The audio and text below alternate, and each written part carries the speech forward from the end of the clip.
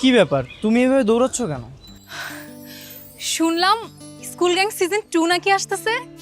তোমাদের সাথে আমাকেও নাও না। আমি নিজেই তো সিজন 1-এ মারা গেছি, সিজন 2-তে আমি আছি কিনা সেটাই তো জানি না।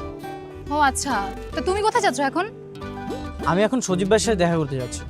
ভাবলাম সজীব ভাইকে যে রিকোয়েস্ট করে বলবো। তাহলে আমিও তোমার সাথে যাই। আমিও ভাইয়াকে রিকোয়েস্ট করব, আমাকেও যেন সিজন 2-তে রাখে। আরে না না, আমি তোমাকে নিয়ে যেতে পারবো না। তোমার দরকার হলে তুমি নিজেই যাও।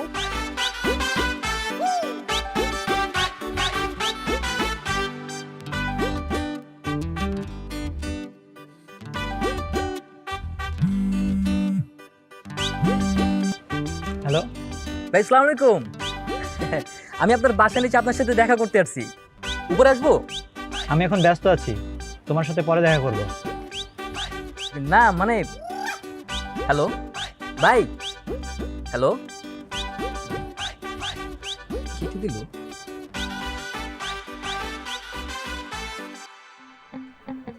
Excuse me.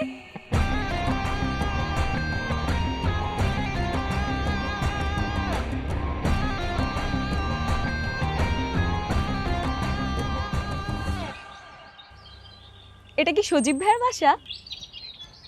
হ্যাঁ, কিন্তু আপনি কে? আমি অনন্যা। সজীব ভাইয়া নাকি স্কুল গ্যাং 2-তে আমাকে লঞ্চ করতে চায়, তাই আমাকে ডেকেছেন। আচ্ছা, আপনি কি এই বাসার দারোয়ান? আচ্ছা, ভাইয়াকে গিয়ে একটু বলেন না অনন্যা এসেছে, দেখা করতে চায়। আমাকে দেখে কি আপনার দারুণ মনে হচ্ছে?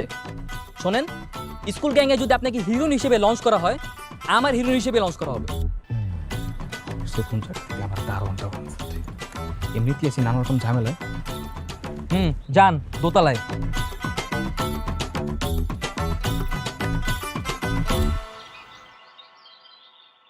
সজীব ভাই স্কুল গ্যাং সিজন 2 জন্য নতুন নতুন লোক নিচ্ছে, অথচ একটাবার আমারও কল দিয়ে বললো না। না না না, এভাবে চলতে দেওয়া যাবে না। স্কুল গ্যাং সিজন 2-তে আমাকে থাকতে হলে আমার বন্ধুকে খুঁজে বের করতে হবে।